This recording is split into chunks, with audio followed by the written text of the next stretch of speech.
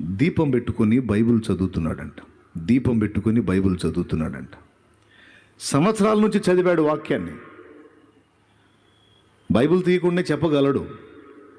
కానీ ఆ వృద్ధాప్యంలో దీపం పెట్టుకొని వాక్యం చదువుతుంటే నీలాంటి నాలాంటి పరిచారకుడు వెళ్ళి అడిగాడట, అయ్యగారు మీకు తెలియని వాక్యమా?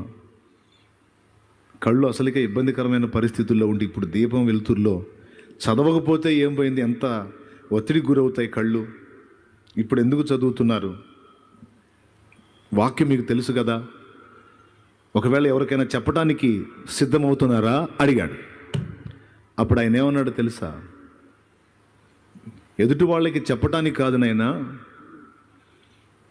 దేవుని వాక్యాన్ని ఇప్పుడు నేను చదువుతున్నది, ఆయన వాక్యంలో నేను పాటించకుండా ఏవేవి మిస్ అయ్యానో వెతుక్కుంటున్నాను అన్నాడట. నేను ఏవేవి మిస్ అయ్యానో